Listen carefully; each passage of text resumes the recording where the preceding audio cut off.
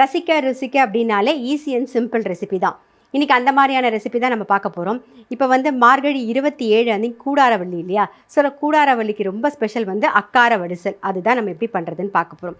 அதுக்கு முன்னாடி அக்கார அடிசல் அப்படின்னா என்னென்னா, அக்காரம் அப்படிங்கிறது ஸ்வீட்டு, அடிசல் அப்படிங்கிறது சாதம். ஸ்வீட் அப்படின்னா சோழிங்கரில் இருக்கிற உற்சவருக்கு அக்காரக்கனி அப்படிங்கிற ஒரு பேரும் இருக்குது. அது மட்டும் இல்லை, ஆழ்வார்கள் பெருமாளை ஒரு இனிப்பான பொருளாகவே கொண்டாடியிருப்பாங்க. ஆழ்வார்களோட நீராட்ட பாசுரத்தில் பார்த்தீங்கன்னா, அப்பம் கலந்த சிற்றுண்டி அக்காரம் பாலில் கலந்து, அதாவது பாலில் ஸ்வீட் கலந்து உனக்கு தரேன் அப்படின்னு சொல்லி கிருஷ்ணரை குளிக்கிறதுக்கு கூப்பிடுற மாதிரி பாடியிருப்பாங்க. அப்போ அக்காரம் அப்படின்னாலே ஸ்வீட்டுன்னு தெரியும். என்ன ஸ்வீட்டு, சர்க்கரைனாலும் சரி வெல்லம்னாலும் எது வேணாலும் நம்ம சொல்லலாம். ஸோ அந்த அக்கார அடிசல் எப்படி பண்ணுறதுன்னு தான் நம்ம பார்க்க போகிறோம். அதுக்கு தேவையான பொருள் என்னென்னு பார்த்துட்டு வந்துடலாம் வாங்க.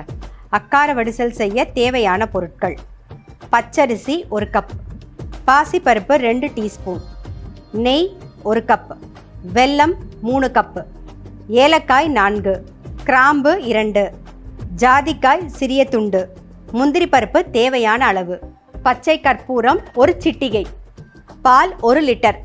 அக்கார வடிசல் செய்யறதுக்கு தேவையான பொருள் என்னென்னு பார்த்தாச்சு. இப்போ எப்படி பண்ணுறதுன்னு தான் நம்ம பார்க்க போகிறோம். ஃபஸ்ட்டு இதுக்கு 1 கப்பு பச்சரிசி எடுத்துக்கோங்க. அதுக்கு 2 டீஸ்பூன் பாசிப்பருப்பு போதும், ரொம்ப ஜாஸ்தி எடுத்துக்க வேண்டாம். அப்புறம் அது வேறு மாதிரி இருக்கும். இதுனா நல்லா டேஸ்ட்டாக ட்ரெடிஷ்னலாக எப்படி பண்ணணுமோ அப்படி தான் நம்ம இப்போ பண்ண போகிறோம். ஃபஸ்ட்டு நெய் விட்டுக்கலாம். நெய்யில் இந்த பாசிப்பருப்பை ஜஸ்ட்டு வறுத்துக்கலாம்.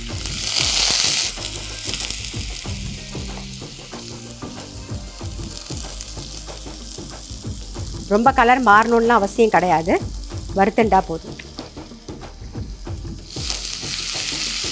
நெய்யில் ஒரு பெரட்டிக்கிறோம். இது கூடவே அரிசியும் நல்லா வாஷ் பண்ணி ரெடியாக எடுத்து வச்சுருக்கோம், அதையும் சேர்த்துக்கலாம். எந்த பிரசாதமாக இருந்தாலுமே பச்சரிசியில் தான் பண்ணணும்.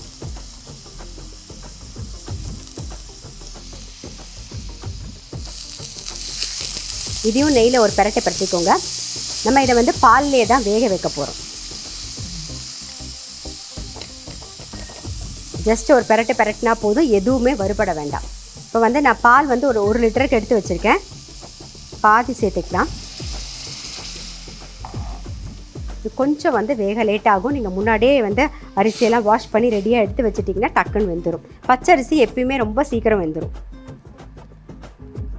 இப்போ பச்சரிசி நல்லா வேகட்டும், அப்படியே மூடி வச்சிடலாம். சிம்மில் வச்சு மூடி வச்சுட்டேன், நல்லா வெந்துன்னு இருக்கட்டும். இப்போ மார்கழி 27 அப்படிங்கிறது கூடாரவள்ளி. இந்த கூடாரவள்ளிக்கு இந்த அக்கார அடிசல் ரொம்ப ஸ்பெஷலாக பண்ணுறது. என்னென்னு பார்த்தீங்கன்னா, ஆண்டாளோட திருப்பாவையிலே சொல்லியிருக்காரு. கூடாரவள்ளிங்கிறதே ஆண்டாளுக்கு ரொம்ப விசேஷமான ஒன்று. அந்த திருப்பாவையில் சொல்லியிருப்போம், நெய்யுண்ணும் பாலுண்ணும். அதாவது மார்கழி மாதம் ஆரம்பிக்கும் போது நோன்பு இருப்பாங்க. அந்த நோன்பு தொடங்கிறது. அதுக்கப்புறம் இந்த மார்கழி 27 அன்னைக்கு நம்ம நினச்சதெல்லாம் நடந்துடுது அப்படின்னு நினச்சி போதே அவங்க நினச்சதெல்லாம் நடந்தா மாதிரி ஆண்டாள் நினச்சிண்டு நல்லா அழகாக ட்ரெஸ் பண்ணிட்டு அந்த நெய் பால்லாம் நல்லா அதாவது மூட நெய் பெய்து முழங்கை நெய் வழிவார அப்படின்னு சொல்லுவாங்க. அதாவது நெய் அப்படியே முழங்க வரைக்கும் சொட்டணுமா, அந்த அளவுக்கு இந்த அக்கார அடிசலில் நெய் இருக்கணும். ஸோ நெய், பால், சர்க்கரை, ஏலக்காய், பச்சை கற்பூரம் இதெல்லாம் சேர்த்து ஒரு ஸ்வீட் உனக்கு நான் பண்ணித்தரேன் அப்படின்னு சொல்லுவாள். அது மட்டும் இல்லை, இப்போ சாதாரணமாக நம்ம சாதம் வேக வைக்கணும்னா தண்ணியில் வேக வைப்போம் இல்லையா? இது அப்படி கிடையாது. ஃபுல் அண்ட் ஃபுல் பால்லையே நல்லா வேகணும். இது சக்கரை பொங்கல் மாதிரியும் இருக்கக்கூடாது, அதே மாதிரி பாயசம் மாதிரி இருக்கக்கூடாது. ரெண்டுத்துக்கும் நடுவில் இருக்கணும். அப்போ அதுக்கு பேர் தான் அக்கார அடிசல். இது ஆண்டாள் வேண்டிண்டு நான் நினச்சதெல்லாம் நடக்கணும் அப்படிங்கிற மாதிரி வேண்டிண்டு இதை கூடாரவள்ளிக்கு பண்ணுறது தான் இந்த அக்கார அடிசல். இப்போ வெந்துருத்தான்னு பார்க்கலாம். பாருங்க, இன்னும் நல்லா வேகணும். அது பால்லே வெந்தால் தான் நல்லாயிருக்கும். ஸோ இது கொஞ்சம் வெந்துன்னு இருக்கட்டும். ஆண்டாளுக்கு ராமானுஜர் அண்ணனான ஒரு கதை இருக்குது. அது என்னங்கிறதையும் பார்த்துடலாம். நம்ம நாச்சியார் திருமொழியில் திருமால் இருஞ்சோலை பெருமாளுக்கு ஆண்டாள் வேண்டிப்பா 100 தடா வெண்ணையும் 100 தடா தடா அப்படிங்கிறது ஒரு பாத்திரம், 100 தடா வெண்ணையும் 100 தடா அக்கார அடிசலும் தரேன் அப்படின்னு சொல்லி தனக்கு விருப்பமாக இருக்குது அப்படின்னு சொல்லி வேண்டிப்பா.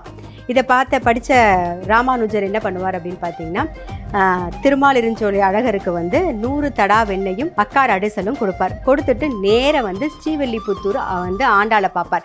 பார்த்து தரிசனம் பண்ணி நமஸ்காரம் பண்ணும்போது ஆண்டாள் வந்து அவர் அண்ணா அப்படின்னு கூப்பிட்றா. ஏன்னா அவள் விருப்பப்பட்டு சொல்லியிருப்பா இல்லையா, 100 தடா வெண்ணையும் 100 தடா கூட அக்கார அடிசலும் தரேன்னு சொல்லிட்டு, அதை வந்து இவர் வந்து ஒரு அண்ணன் ஸ்தானத்தில் இருந்து நிறைவேற்றி வச்சதுனால வந்து இவர் அண்ணா அப்படின்னு கூப்பிடுவார். அவர் எவ்வளோதான் சின்னவராக இருந்தாலும் வந்து இந்த இடத்துல வந்து ஆண்டாளுக்கு வந்து ராமானுஜர் வந்து அண்ணனாக மாறியிருப்பார். இப்போ வெந்திருத்தான்னு பார்த்துடலாம். பால்லே வெந்தால் தான் நல்லா டேஸ்ட்டாக இருக்கும். பாருங்கள், நல்லா வெந்திருக்கு பாருங்கள். இல்லை இன்னும் கொஞ்சம் பால் சேர்த்துக்கலாம். 1 கப் அரிசிக்கு நம்ம வந்து 3 கப்பு வெல்லம் எடுத்துருக்கோம். அந்த 3 கப்பு வெல்லத்தை நல்லா தண்ணி விட்டு கரையை விட்டு வடிகட்டி ரெடியாக எடுத்து வச்சுருக்கேன். இப்போ அதை சேர்த்துக்கலாம். நாம் எப்பயுமே சாதம் நல்லா வெந்ததுக்கப்புறம் ஒரு மஸ்டி விட்டுக்கோங்க. ஏன்னா நம்ம வெள்ளை தண்ணி சேர்க்கும் போது என்ன ஆகும்னா நெத்த ஆகிடும். அதனால தான் நல்லா மஸ்டி விட்டுக்கோங்க. இப்போது வெள்ளை தண்ணி சேர்த்துடலாம்.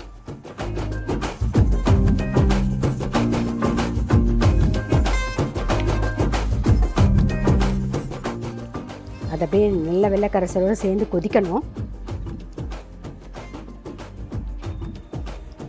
இதுக்கு வந்து ஏலக்காய், ஜாதிக்காய் ஒரு சின்ன பீஸ், அதுக்கப்புறம் கிராம்பு 2 பச்சை கற்பூரம், இதை நல்லா வந்து மிக்ஸி ஜாரில் போட்டு பொடி பண்ணி லைட்டாக வறுத்துட்டு பொடி பண்ணி வச்சுக்கோங்க. அதை இப்போ சேர்த்துடலாம்.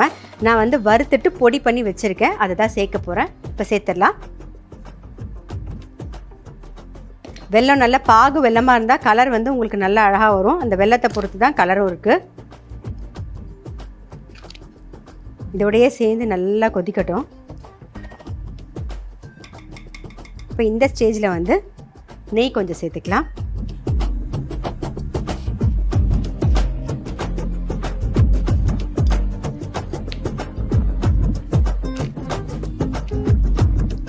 நெய் சேர்ந்து ஒரு கொதி வரணும். உங்களுக்கு பார்த்தாலே தெரியும் இதுவாக தான் இருக்கும். அதாவது சக்கரை பொங்கல் மாதிரியும் இருக்காமல் பாயசம் மாதிரி இல்லாமல் இருக்கணும். அப்போ தான் நல்லாயிருக்கும். இப்போ இந்த பக்கம் முந்திரி பருப்பை வறுத்து சேர்த்துடலாம். அது கொதிச்சுட்டு இருக்கட்டும்.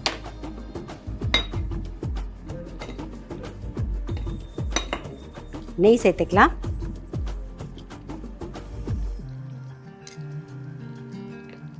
கூட முந்திரி பருப்பையும் சேர்த்துருவோம்.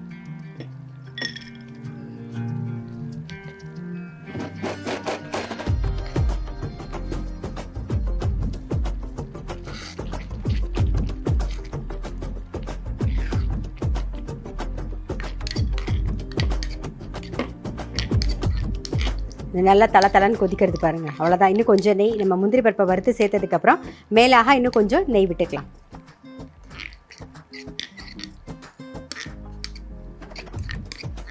அது சாப்பிடும்போது அப்படியே நெய் வந்து முழங்கையில் வழியணும் அப்படின்னு சொல்லுவாங்க. நம்மளது அப்படியே சொட்ட சொட்ட வழிதோ இல்லையோ, ஆனால் நெய் இருக்கும்.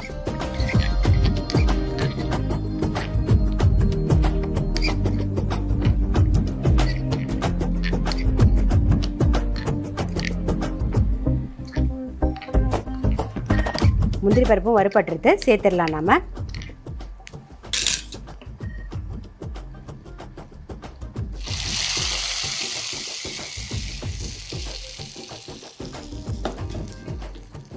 நல்லா மிக்ஸ் பண்ணிவிட்டு ஆஃப் பண்ணிடலாம். மேலாக அவ்வளோதான், நம்மளுடைய அக்கார வடிசல் ரெடி. இதை வந்து பிளேட்டிங் பண்ணிடலாம். இப்போ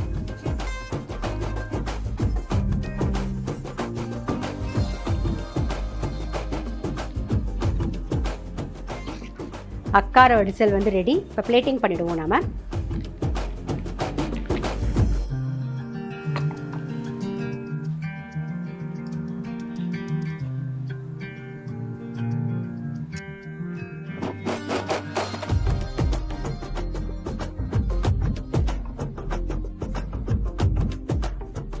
அக்கார வடிசல் செய்முறை. ஃபஸ்ட்டு வந்து ஒரு கடாயில் நெய் விட்டு பாசிப்பருப்பை லைட்டாக நெய்யில் பிரட்டிக்கணும். அப்புறம் பச்சரிசி நெய்யில் லைட்டாக பிரட்டிட்டு தேவையான அளவு பால் விட்டு நல்லா பால்லே வேக வைக்கணும். அது நல்லா வெந்ததுக்கப்புறமா வந்து வெல்லம் கரையை விட்டு ஒரு 3 கப்பு வெல்லம், 1 கப்புக்கு 3 கப்பு கரெக்டாக இருக்கும். 3 கப்பு வெல்லமை வந்து கரையை விட்டு அதையும் அதில் விட்டு நல்லா கொதிக்க விடுங்க. அதுக்குள்ளே என்ன பண்ணணும்னா ஏலக்காய், பச்சை கற்பூரம், கிராம்பு, ஜாதிக்காய் இது 4த்தையும் சேர்த்து பொடி பண்ணி அந்த பொடி அதையும் சேர்த்துட்டு நல்லா மிக்ஸ் பண்ணிக்கோங்க. இது வந்து நல்ல செமி சாலிடாக வரும்போது நடுவில் நெய் விட்டு நல்லா கலரணும். நெய் தளர இருக்கணும். இந்த பக்கம் வந்து நெய்யில் முந்திரி பருப்பை வறுத்து லாஸ்ட்டாக அது மேலே கொட்டிட்டிங்கன்னா நம்மளுடைய அக்கார அடிசல் ரெடி. அக்கார அடிசல் எப்படி பண்ணுறதுன்னு பார்த்துருப்பீங்க. கண்டிப்பாக வந்து ட்ரை பண்ணி பாருங்கள்.